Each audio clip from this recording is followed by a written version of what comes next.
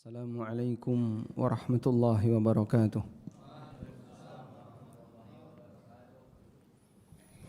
Alhamdulillahi rabbil alamin. Wassalatu wassalamu ala ashrafil mursalin Nabiyyina wa maulana Muhammadin wa ala alihi wa sahbihi ajma'in.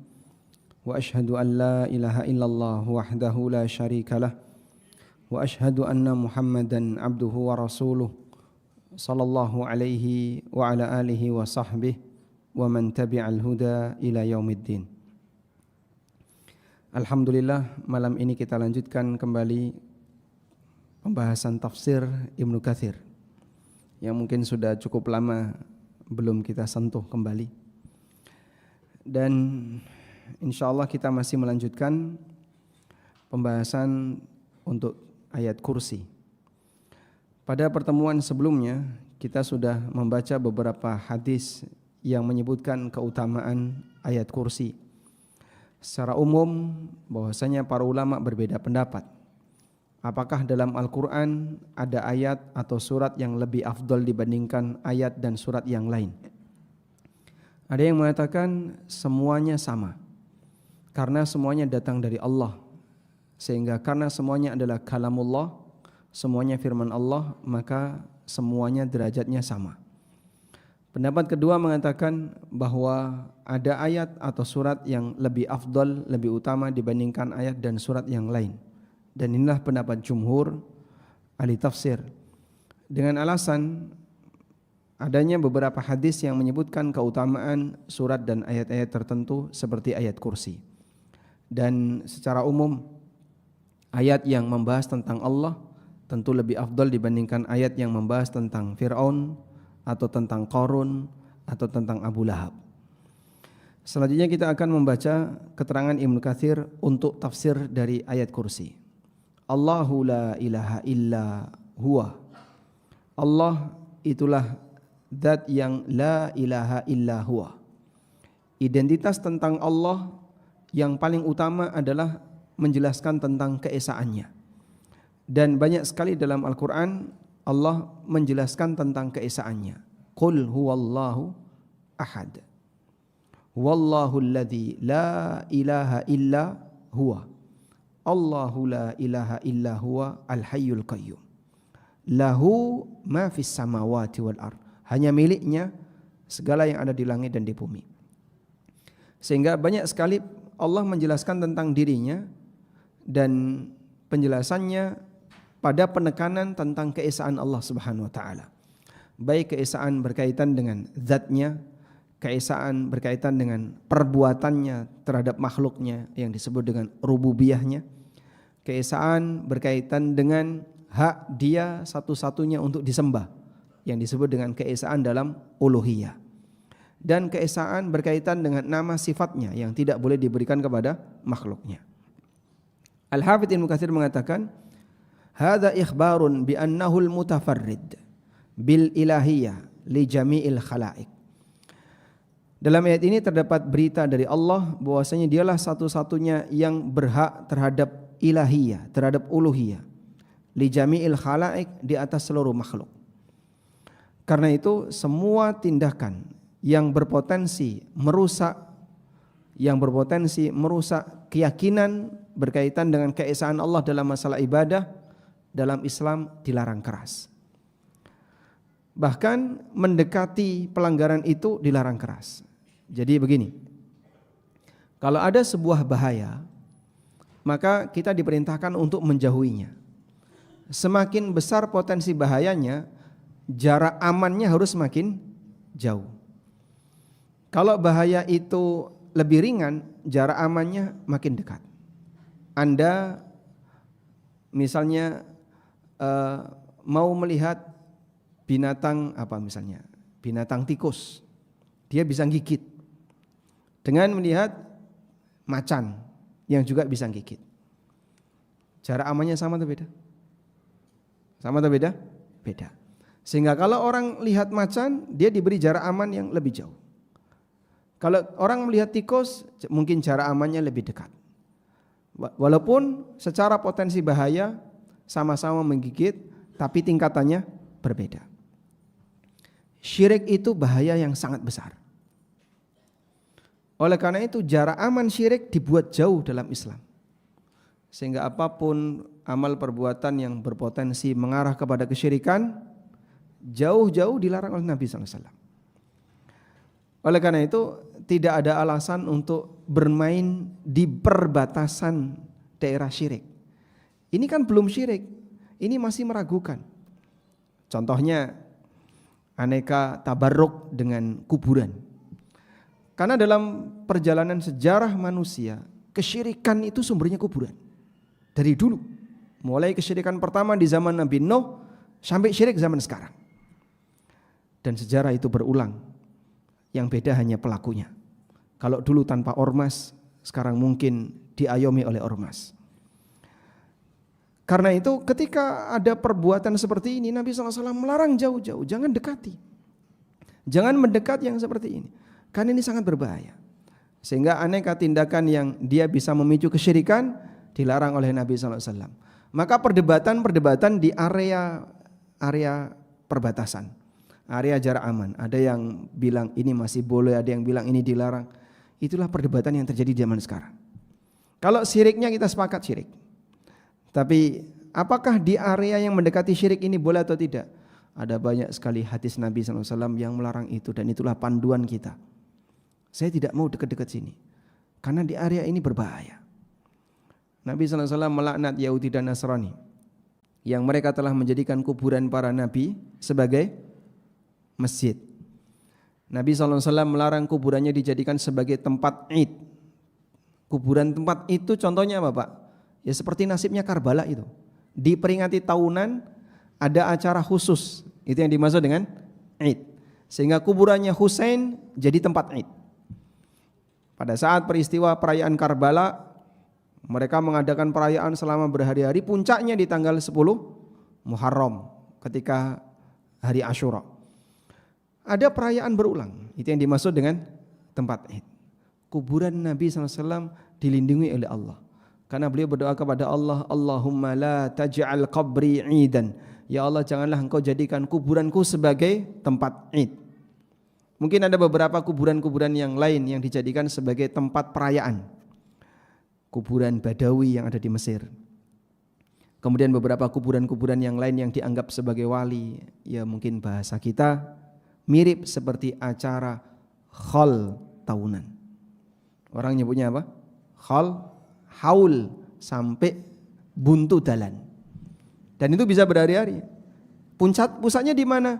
Di sini ada kuburan si A. Tapi diperingati tahun ini nanti ada, dan tanggalnya beda-beda sesuai dengan tanggal kematian yang bersangkutan. Maka jadi muncul pertanyaan, peringatan ini peringatan dengan datang penuh kebahagiaan atau datang penuh dengan kesedihan? Kenyataannya bahagia, karena mereka nantikan. Wallahu alam, itu sebenarnya lebih dekat kepada bahagia dengan kematian orang atau sedih dengan kematian orang. Demikianlah realita haul.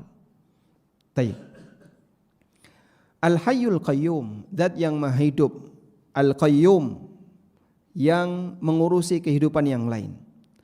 Al-Hafidz Ibnu Katsir mengatakan, Al-Hayyu fi nafsihi alladzi la yamutu abada. Al-Qayyimu li ghairihi. Dia zat yang maha hidup. Zatnya hidup dengan sendirinya. Tidak ada yang menghidupkan Allah dan tidak ada yang menghidupi Allah. Tidak ada yang memperpanjang umur Allah, tidak ada yang memperpendek umur Allah, tidak ada yang menghidupkan Allah. Beda dengan manusia. Manusia dihidupkan oleh Allah. Allah Subhanahu wa taala menghidupkan kita. Al-Qayyimu li ghairihi, yang ngurusi kehidupan yang lain. Umar bin Khattab radhiyallahu anhu membaca ayat ini dengan Al-Qayyam. Allahu la ilaha illa huwal hayyul qayyam. Al-Qayyam bermakna Al-Qayyum. Fajami'ul mawjudat mustafikiratun ilaihi wa huwa ghaniyun anha. Semua makhluk butuh Allah dan Allah tidak butuh mereka. Wala qawama laha biduni amrihi. Dan makhluk tidak akan bisa hidup, tidak akan bisa beraktivitas tanpa ketetapan dari Allah, sebagaimana yang Allah tegaskan di surat Ar-Rum ayat 25, wa min ayatihi an taqumas samaa'u wal ardu bi amri. Bagian dari tanda kuasa Allah, langit dan bumi ini bisa berjalan bi amrihi, dengan ketetapan Allah. Ketika Allah tidak menetapkan, maka tidak mungkin bisa berjalan. Demikian kita sebagai bagian dari isi dari langit dan bumi. La ta'khudhuhu sinatun wala naum. Kemudian Allah Subhanahu wa taala menyucikan dirinya dengan sifat la ta'khudhuhu sinatun wala naum. Dia tidak mengalami ngantuk dan tidak mengalami tidur. Dia tidak mengalami ngantuk dan tidak mengalami tidur. Baik. Terkadang dalam Al-Qur'an ada penafian yang disebutkan secara berulang, yang satu lebih parah dibandingkan satunya. Yang satu lebih parah dibandingkan satunya. Artinya begini. Kalau kita mengatakan Allah enggak ngantuk saja, Allah itu enggak ngantuk, titik ya. Memungkinkan ada orang yang terus berkomentar tidak ngantuk tapi mungkin tidur. Maka untuk menutup celah itu Allah Subhanahu wa taala menyebutkan dua-duanya. La ta'khudhuhu sinatun wala naum. Dia tidak ngantuk dan tidak tidur. Contoh yang lain. Allah taala berfirman, "Wala taqul lahuma uffin wala tanharhuma."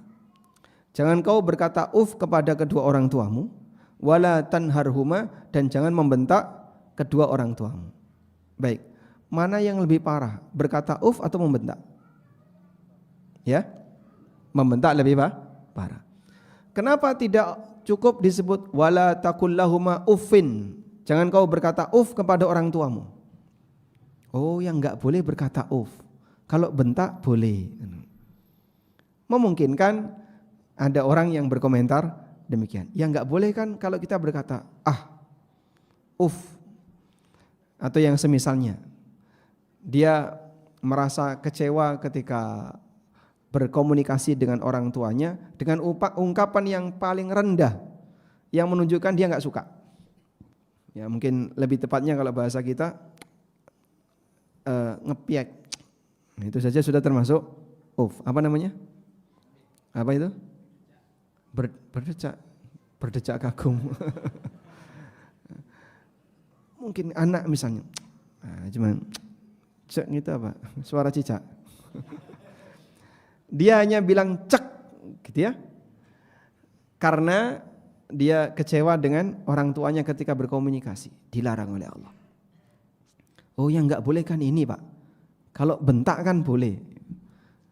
Nah, maka Allah Subhanahu wa taala menyebutkan dua-duanya. Wala taqul lahuma uffin wala tanharhuma.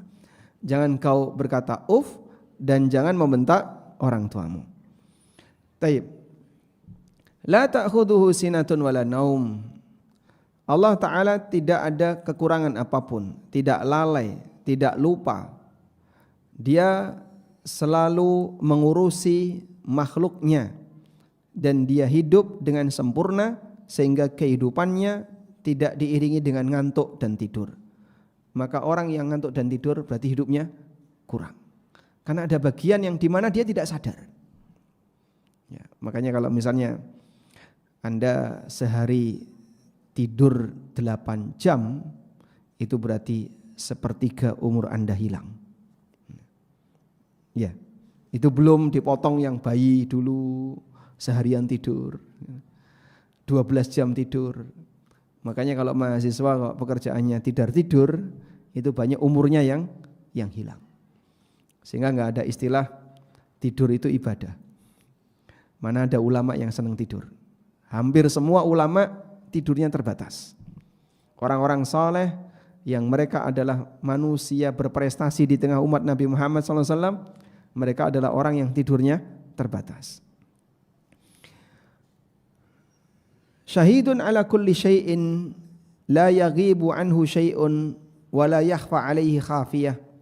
Dia menjadi saksi segala sesuatu, tidak ada bagian apapun yang tidak Allah ketahui atau yang tertutup dari Allah Subhanahu wa taala. Dan bagian dari kesempurnaan Allah ngurusi makhluknya, Allah tidak mengalami ngantuk dan tidur. Kenapa disebut la ta'khudhuhu? Artinya la ta'khudhu adalah la taghlibuhu. Allah tidak dikalahkan dengan ngantuk. Baik, kalau Anda ngantuk, mana yang lebih mengendalikan? Anda atau ngantuknya? Anda atau ngantuknya? Hah? Kita seperti dikendalikan oleh ngantuk.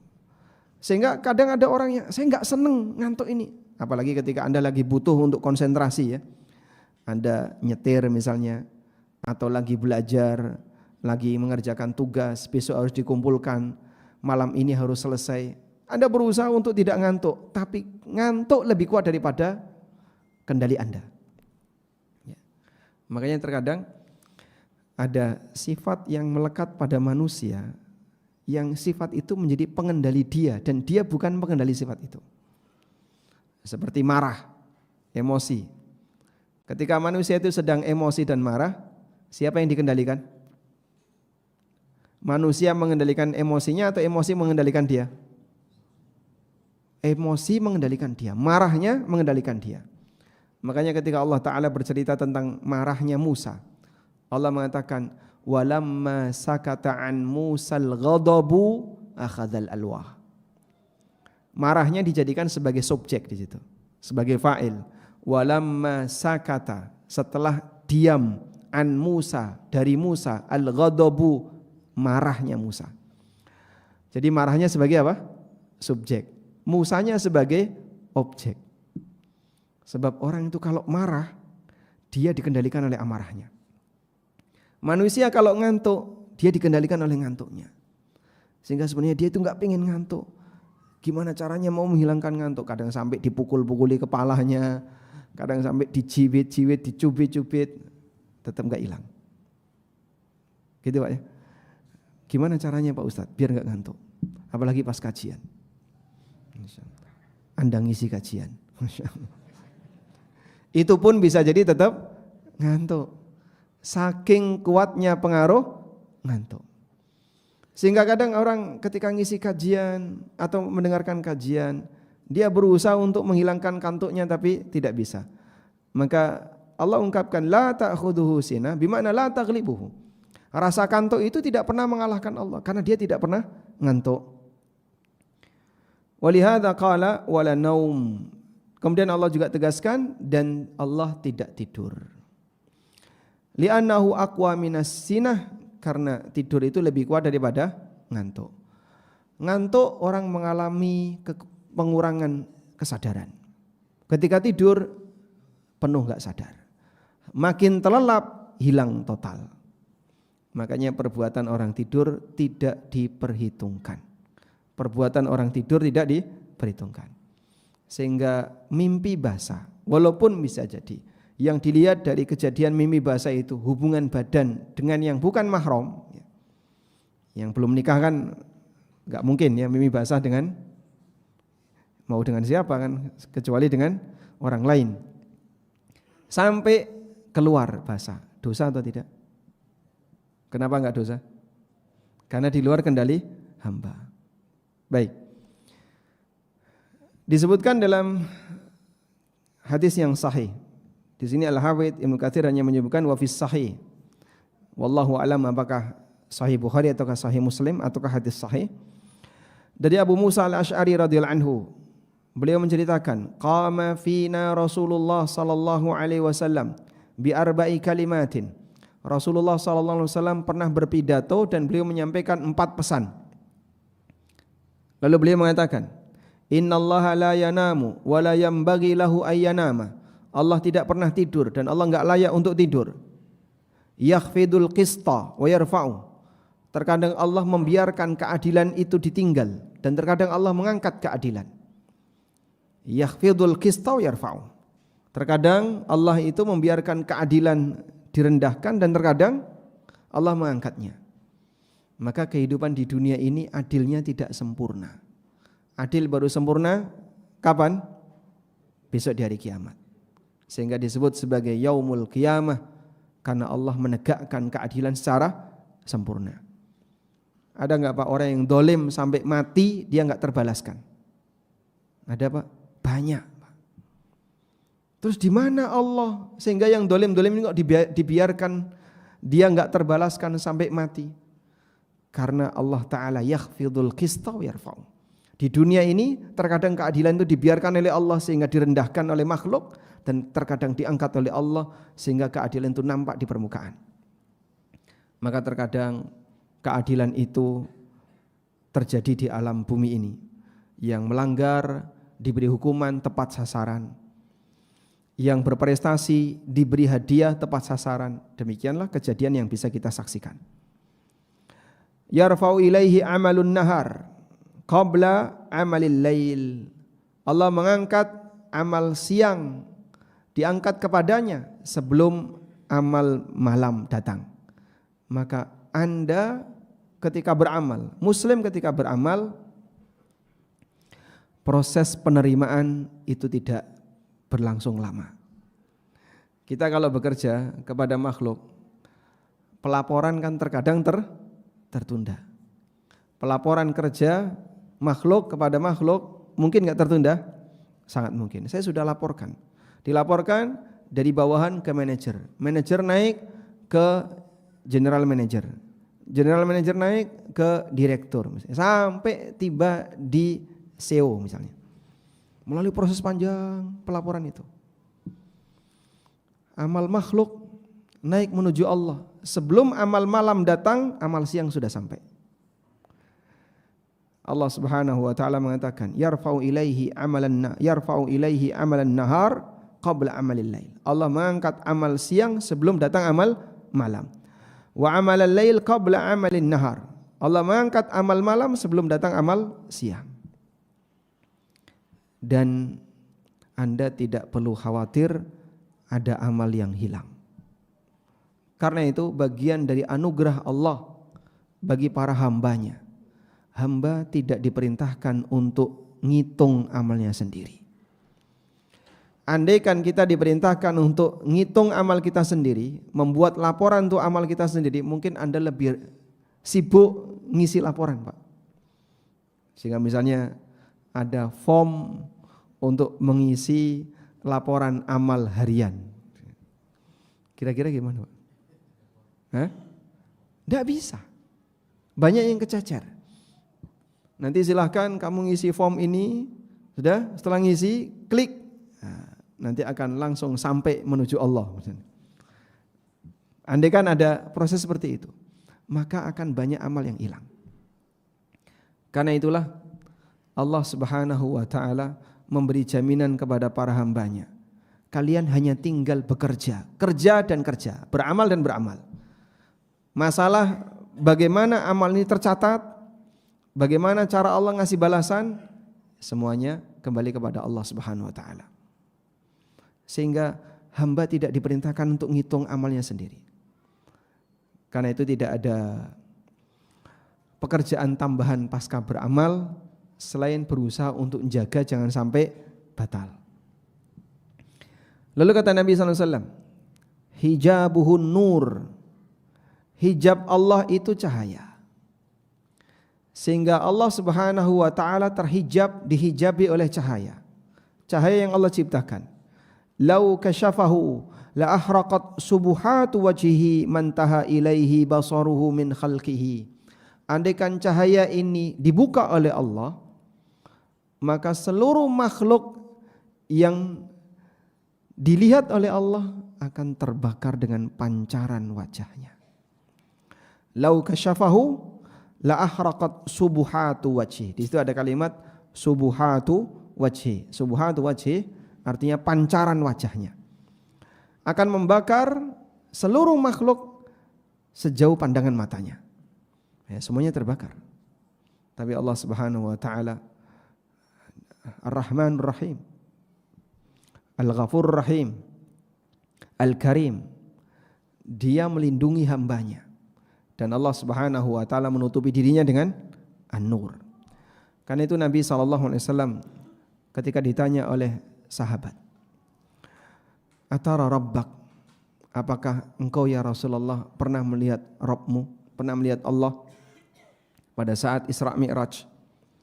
Kemudian Nabi SAW mengatakan, Nurun anna ara, ada cahaya sehingga aku tidak bisa melihat.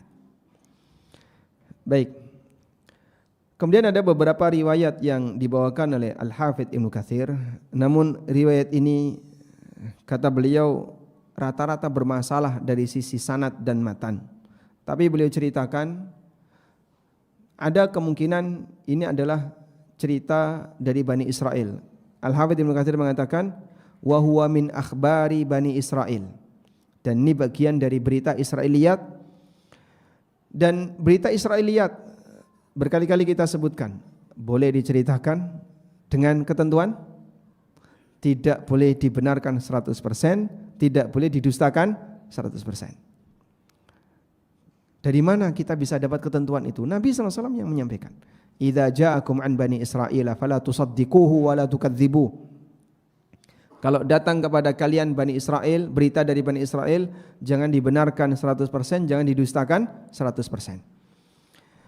Dalam beberapa berita Israiliyat itu yang dikutip oleh Al-Hafidz Ibnu Katsir, bahwasanya Musa alaihissalam pernah bertanya kepada malaikat, hal yanamullah azza wa jalla, apakah Allah itu tidur?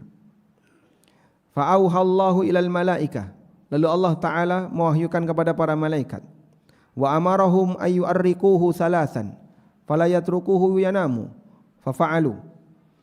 Dan Allah perintahkan kepada para malaikat untuk menyediakan qarurah. Thumma a'tuhu qaruratain fa'amsik huma. Ada dua malaikat yang diperintahkan oleh Allah, masing-masing diberi satu botol. Masing-masing diberi satu botol. Allah perintahkan, tahan botol ini, jangan sampai pecah. Wa hadzaruhu ayyaksirhuma. Allah kasih peringatan, jangan sampai pecah. Akhirnya dua malaikat tadi megang dua botol tadi. Faja'ala yan'isu wa huma fi yadihi fi kulli yadin wahida. Malaikat ini pun ngantuk, sementara botol itu ada di tangannya. Masing-masing malaikat membawa satu botol. Faja'ala yan'isu wa yunabbi. Ngantuk kadang sadar. Ngantuk sadar. Ketika sadar botolnya dipegang erat. Ketika ngantuk tangannya turun. Begitu sadar botolnya dipegang erat. Berkali-kali seperti itu. Hatta na'asa nas'atan. Sampai ketika mereka ngantuk agak serius, fadaraba ihdahuma bil ukhra fakasarahuma. Lalu tangan salah satunya terkena tangan sebelahnya, akhirnya kedua botol tadi pecah. Ada apa di sini? Innama huwa mathalun. Ini adalah perumpamaan yang Allah buat. Andaikan Allah itu tidur, langit dan bumi ini pecah. Andaikan Allah itu tidur, langit dan bumi ini pecah. Karena langit dan bumi ditahan oleh Allah Subhanahu wa taala. Dan ini juga disebutkan dalam riwayat yang lain. Karena di sini Al-Hafidz Ibnu Katsir mengatakan wa hakadza rawahu Ibnu Jarir, demikianlah yang diriwayatkan oleh Ibnu Jarir. Juga disebutkan dalam riwayat yang lain dari Ishaq bin Abi Israil dengan sanadnya menceritakan tentang Musa ketika botol itu pecah, qala daraballahu lahu mathalan. Allah membuat permisalan untuk Musa, annallaha law kana yanamu lam tastamstasik as-sama wal ard. Andaikan Allah Subhanahu wa taala itu tidur, maka langit dan bumi tidak ada yang menjaga, hancur. Dan kenyataannya kau bisa hidup, langit dan bumi tidak hancur, berarti Allah tidak tidur. Baik. Selanjutnya, lahu ma fis samawati wa ma fil ard. Hanya miliknya apa yang ada di langit dan di bumi. Ikhbarun, di sini ada berita bahwasanya semua adalah hambanya dalam kerajaannya, di bawah kuasa Allah dan kerajaan Allah. Dalam Al-Quran, dan ini juga yang berlaku dalam bahasa Arab, terkadang ada kalimat yang polanya terbalik. Ada kalimat yang polanya terbalik. Kita kalau menyusun kalimat, subjek itu di mana? Di mana? Di depan. Subjek di depan, predikat di belakang. Ya, subjek, predikat. Kalau dibalik gimana Pak? Predikat baru subjek. Misalnya, buku ini milikku. Buku ini apa? Subjek. Milikku, predikat. Milikku buku ini. Salah atau benar? Kalau saya membuat kalimat milikku buku ini, salah atau benar? Hah?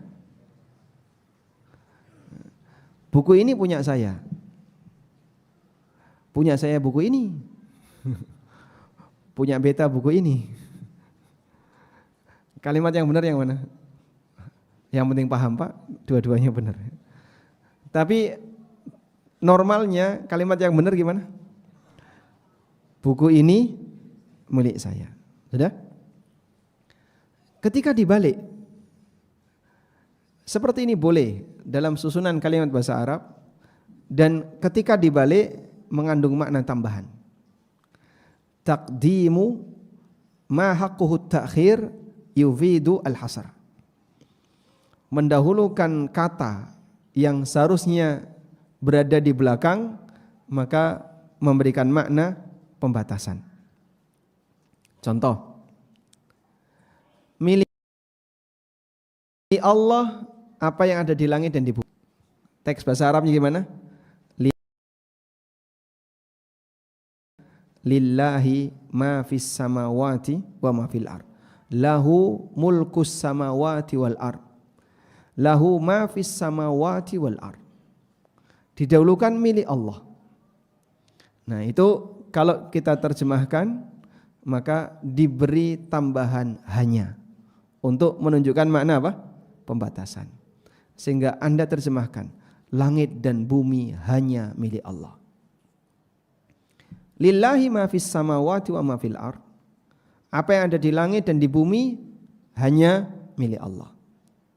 Agar nanti nuansa pembatasannya kelihatan. Ya?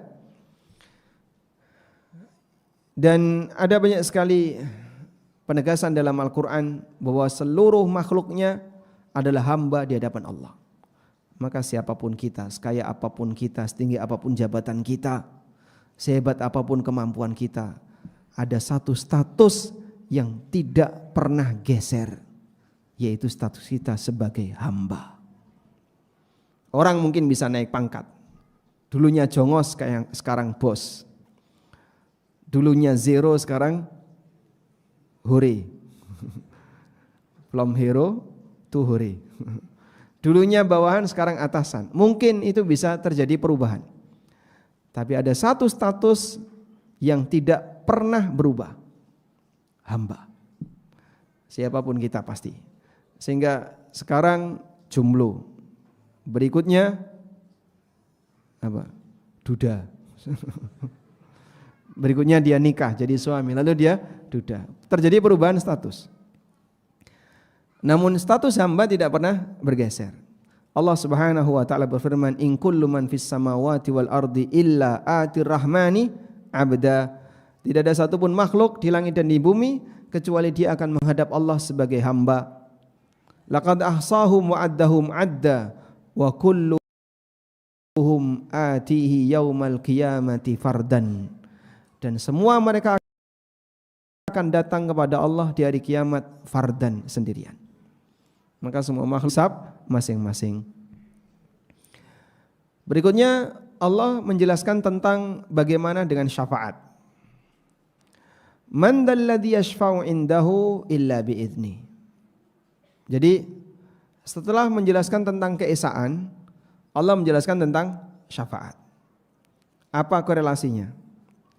Keesaan ini memberikan kita pelajaran bahwa kau hanya boleh menyembah kepadanya, dan kalau kau berdoa satu-satunya yang bisa mengabulkan doanya Dia. Sudah? Maka jangan berdoa kepada selainnya. Karena satu-satunya yang bisa mengabulkan doa Dia. Satu-satunya yang bisa membalas amal Dia. Satu-satunya yang bisa mengatur hambanya hanya Dia. Nah, ada enggak Pak peluang yang lain untuk bisa nyambung ke Allah melalui jalur yang berbeda, sehingga tidak harus langsung ke Allah. Itu yang disebut dengan syafaat. Itu yang disebut dengan syafaat. Satu-satunya yang bisa mengampuni Allah. Saya boleh enggak minta ampunan tapi melalui jalur syafaat? Paham ya? Baik. Karena keyakinan orang ketika dia menyembah kepada selain Allah itu hanya ada 3 kemungkinan. Latar belakang kenapa orang itu berdoa dan menyembah kepada selain Allah hanya ada 3 kemungkinan. Kemungkinan yang pertama, dia meyakini yang dimintai tadi bisa mengabulkan doa. Sudah? Dan di alam ini tidak ada. Tidak ada yang bisa mengabulkan doa kecuali Allah. Sudah. Kemungkinan yang kedua, dia meyakini bahwa yang dimintai ini bersekutu dengan Allah dalam mengabulkan doa. Dan ini mustahil.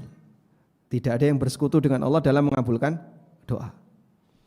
Jadi ibaratnya seorang anak mau berangkat safar, minta izin ke bapak nggak boleh. Dia masih punya satu peluang. Minta izin ke siapa? Ibu. Mungkin melalui jalur ibu boleh. Ternyata ibunya mengizinkan. Anak ini berani berangkat nggak? Mungkin berani berangkat karena sudah ada rekomendasi dari ibu. Nanti urusan bapak ibu berantem itu belakangan. Yang penting sudah dapat izin dari salah satu orang tua. Karena anak ini sekutu antara bapak dan ibu. Bapak dan ibu bersekutu. Sudah? Maka orang berdoa kepada selain Allah, kemungkinan yang kedua karena dia meyakini ada makhluk yang bersekutu dengan Allah dalam mengabulkan doa. Dan ini juga enggak mungkin. Tinggal kemungkinan yang ketiga. Ada makhluk yang bisa mengantarkan doanya kepada Allah. Inilah pemberi syafaat. Paham ya?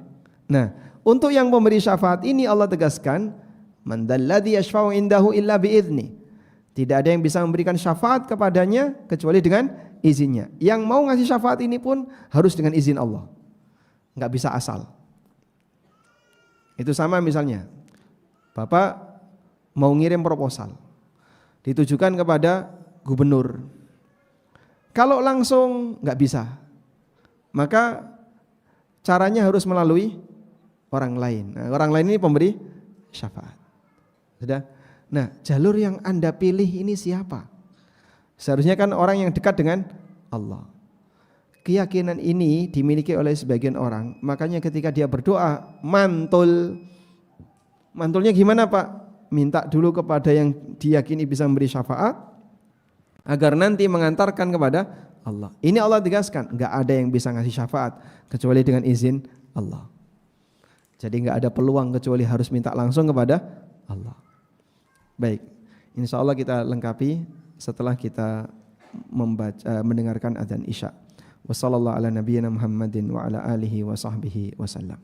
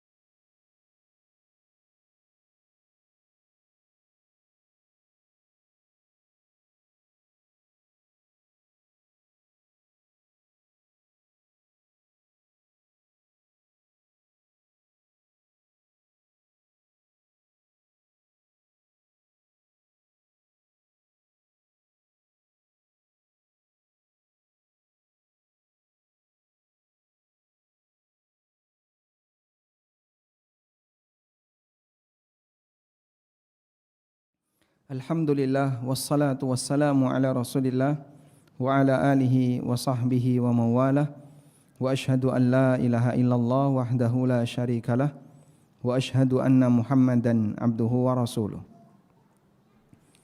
Man dzalladzi yashfa'u 'indahu illa bi'idznih. Tidak ada yang bisa memberikan syafaat di sisi Allah kecuali dengan izinnya. Dan syafaat itu ada dua. Ada syafaat di dunia, ada syafaat di akhirat. Untuk syafaat di dunia dinafikan secara total. Syafaat di dunia itu apa sih Pak? Berdoa mantul melalui makhluk tadi. Sehingga orang ketika meminta, tidak meminta langsung kepada Allah, tapi dia minta kepada makhluk dengan keyakinan makhluk ini akan mengantarkan doanya kepada Allah. Dan ini diingkari oleh Allah Subhanahu wa taala dalam Al-Qur'an. Karena ini salah satu di antara praktek yang dilakukan oleh orang musyrikin Quraisy. Mereka mengatakan haula'i syufa'auna indallah. Sesungguhnya Tuhan-Tuhan yang disembah selain Allah itu adalah pemberi syafaat kami di hadapan Allah Subhanahu wa taala. Allah Subhanahu wa taala mengingkari hal itu. Allah tidak pernah tahu kalau dia punya pemberi syafaat seperti ini. Dia punya wakil yang mengantarkan doa makhluk kepada dia. Allah tidak pernah tahu. Mungkin enggak itu ada Pak? Kalau Allah tidak pernah tahu, mungkin enggak itu ada? Tidak mungkin ada. Baik, ini disebutkan oleh Allah Subhanahu wa taala surat Yunus. Ketika Allah Subhanahu wa taala menjelaskannya tentang keyakinan yang dimiliki oleh orang-orang musyrikin. Di surat Yunus ayat 18. Wa ya'buduna min dunillah ma la yadurruhum wa la yanfa'uhum. Mereka berdoa kepada selain Allah, menyembah selain Allah yang tidak bisa memberikan madarat dan tidak bisa ngasih manfaat. Tidak bisa ngasih madarat artinya enggak bisa bikin kualat. Karena sebagian orang terkadang meyakini kamu harus sajen, kalau enggak nanti kualat. Dan keyakinan ini masih ada sampai sekarang. Mereka yang sedekah bumi itu, kalau setahun tidak dilakukan, itu bahaya. Wah, ini njaluk disajeni. Kenapa? Karena kalau tidak disajeni, diyakini apa? Bisa mendatangkan kualat. Wala yanfa'uhum, dan tidak bisa ngasih manfaat, enggak bisa ngasih rizki. Apa alasan mereka sehingga mereka berdoa kepada selain Allah? Wa yaqulun, mereka mengatakan haula'i syufa'auna indallah. Mereka adalah para pemberi syafaat kami di sisi Allah. Qul atunabbi'unallaha bima la ya'lamu fis samawati wala fil ard. Sampaikan wahai Muhammad, apakah kalian mau memberitahu Allah tentang sesuatu yang Allah tidak pernah tahu kalau itu ada di langit dan di bumi? Jadi yang dimaksud pemberi syafaat itu adalah bahwasanya yang mereka sembah ini arwahnya akan mengantarkan doa kamu kepada Allah. Allah tidak pernah tahu kalau ada makhluk yang bertugas seperti ini. Itu ibaratnya seorang bos punya beberapa karyawan, tapi dia diberitahu, Pak Bos tahu enggak kalau kita itu punya driver. Loh, sejak kapan kok ada karyawan statusnya driver? Kita enggak punya driver. Wong kerjaannya cuma goreng tahu. Perusahaan PT Tahu Nasional misalnya. Sejak kapan ada karyawan yang berprofesi sebagai yang tugasnya sebagai driver? Oh, Pak Bos enggak tahu ya. Mungkin enggak? Berarti ini hanya klaim sepihak yang itu jelas salah. Qul atunabbi'unallaha bima la ya'lamu fis samawati wala fil ard. Sampaikan, apakah kalian akan memberitahu Allah sesuatu yang Allah tidak pernah tahu kalau ini ada di langit dan di bumi? Artinya itu jelas tidak ada. Afala ta'qilun, di mana akalmu kalau seperti ini? Maka semua perbuatan syirik itu akalnya ditaruh di bawah kakinya. Karena jelas enggak masuk akal. Makanya kalau Anda perhatikan, tidak ada dialog yang dilakukan antara para nabi dengan musuh para nabi. Lalu kemudian musuh para nabi ini melakukan pembelaan terhadap praktek kesyirikan yang mereka lakukan. Mereka gunakan alasan logika, itu tidak ada. Alasannya cuma satu, warisan leluhur. Sehingga kalau sudah bicara masalah syirik, mau pakai logika siapa yang untuk bisa membenarkan syirik itu? Tidak ada. Makanya tidak ada satupun alasan. Anda bisa nanti sambil pas Ramadan kan baca seluruh isi Quran ya. Carikan alasan yang diberikan oleh orang musyrik untuk mendebat para nabi ketika mereka disalahkan karena mereka berbuat syirik. Ya, jadi Bapak buka mushaf sambil sediakan buku tulis. Kalau nemukan ayat tentang kejadian tertentu atau peristiwa tertentu yang itu penting untuk dicatat, Anda catat di buku tulis itu. Ya, kalau nggak pakai buku tulis ya pakai HP, nggak apa. Catat di catatan di Telegram misalnya atau di WA. Udah? Carikan surat apa ayat berapa. Orang musyrik membela kesyirikannya pakai logika. Tidak nemu. Saya jamin nggak nemu. Adanya mereka mengatakan inna wajadna aba'ana ala ummatin wa inna ala atharihim muqtadun. Kami jumpai nenek moyang kami, leluhur kami, bapak kami sudah melakukan seperti itu. Sehingga mereka hanya beralasan ya pakeme wis kaya ngene. Dari dulu seperti ini. Kamu jangan ngubah. Karena syirik tidak pernah bisa diterima oleh logika. Taib. Kemudian ada syafaat di akhirat. Kalau tadi kan syafaat di dunia, bentuknya apa tadi, Pak? Memantulkan doa kepada keyakinan bahwasanya ada makhluk yang mengantarkan doa kepada Allah. Ini tidak ada, tidak pernah ada di muka bumi ini, tidak pernah ada. Di langit dan di bumi tidak ada. Malaikat juga enggak melakukan tugas seperti itu. Malaikat melaporkan amal. Itu banyak dalam ayat. Ilaihi yas'adul kalimut thayyib wal 'amalu salih yarfa'u. Sebagaimana pula dijelaskan dalam hadis tentang malaikat muakibat. Malaikat melaporkan amal, betul. Tapi tidak ada ayat dalam Al-Quran malaikat mengantarkan doa. Maka carikan mereka yang senang tabarruk dengan kuburan. Satu dalil Al-Quran maupun hadis Nabi SAW yang menyebutkan tugas malaikat mengantarkan doa. Kalau ada, berikan ke kami, akan kita laminating untuk kita tempel di masjid-masjid. Biar orang bisa mantul doa melalui malaikat. Kalau penjelasan malaikat mengantarkan, melaporkan amalan hamba, banyak. Kalau dalil yang menyebutkan malaikat mengantarkan doa hamba, tidak pernah ada. Malaikat yang menjadi wasitah perantara antara Allah dengan makhluknya dalam masalah wahyu. Demikian pula dalam beberapa tugas yang Allah berikan kepadanya. Tapi tidak ada satupun malaikat yang bertugas mengantarkan doa. Sehingga kalau konsep ini ada dalam agama, bahwasanya ada makhluk yang bisa mengantarkan doa, tentu yang paling berhak siapa? Bukan arwah sunan, tapi para malaikat. Baik. Dan ada banyak dalil dalam Al-Quran di mana syafaat itu tidak berlaku kalau tidak diizinkan oleh Allah. Allah Subhanahu wa taala juga berfirman, "Wa kam mim malakin fis samawati wal ardi la tughni syafa'atuhum syai'an illa min ba'di ay ya'dhanallahu liman yasha' wa yarda." Nah, syafaat yang kedua syafaat di akhirat. Syafaat di akhirat adalah seseorang meminta kepada Allah agar dia menyelamatkan sebagian makhluknya. Dan ini kita yakini tapi bersyarat.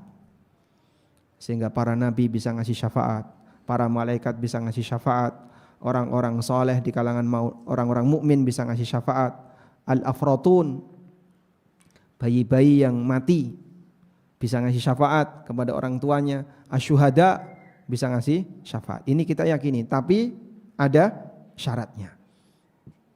Dan Allah menegaskan, wala yashfa'una illa liman irtada, mereka tidak bisa memberikan syafaat kecuali bagi orang yang diridai oleh Allah. Sehingga syafaat itu syaratnya ada berapa? 3. Yang pertama, yang memberi syafaat diridai oleh Allah, maka orang kafir tidak mungkin bisa ngasih syafaat.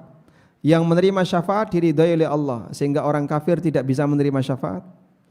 Pemberi dan penerima harus sama-sama diridai oleh Allah. Yang ketiga, izin dari Allah. Idznullah, izin dari Allah, si pemberi syafaat bisa ngasih syafaat kepada yang menerima syafaat. Man dzalladzi yashfa'u indahu illa biidznih. Nah, mereka yang mengklaim aku tunggu Anda di pintu surga, itu sudah dapat surat izin atau belum? Karena klaim seperti ini juga dialami oleh Yahudi. Ketika mereka mengatakan lan tamassanan naru illa ayyaman ma'dudat. Kami tidak akan tersentuh neraka kecuali sebentar, beberapa hari saja. Qul attakhadtum ahdan. Apakah Allah sudah pernah membuat perjanjian dengan kamu?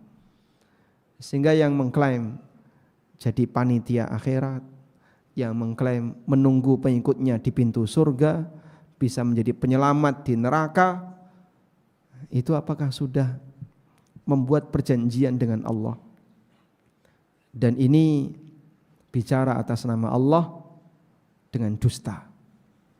Dan kesalahan ini lebih parah. Makanya Allah Subhanahu wa taala ceritakan di surat Al-Kahfi, pemilik 2 kebun dia melakukan penyimpangan bertingkat. Wa dakhala jannatahu wa huwa dzalimun li nafsi. Dia masuk kebunnya dalam keadaan dia menzalimi dirinya. Lalu dia mengatakan, ma adzunnu an tabida hadhihi abada. Menurutku kebunku ini tidak akan binasa. Ya, ini kesalahan yang pertama. Kesalahannya makin parah sampai dia meyakini akhirat tidak terjadi. Wa ma adzunnu sa'ata qa'imah. Dan menurutku akhirat tidak akan terjadi. Kesalahan yang paling parah lagi puncaknya. Wala irruditu ila rabbi la ajidanna khairam minha munqalaba. Kalau nanti sampai aku ketemu Allah, Allah akan memberikan aku yang lebih baik daripada ini.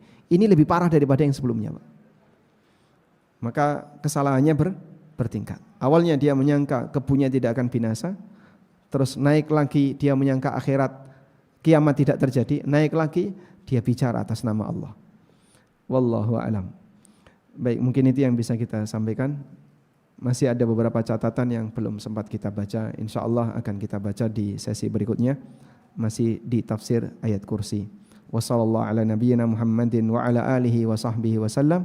Wa akhiru da'wana anil hamdulillahi rabbil alamin. Wassalamualaikum warahmatullahi wabarakatuh.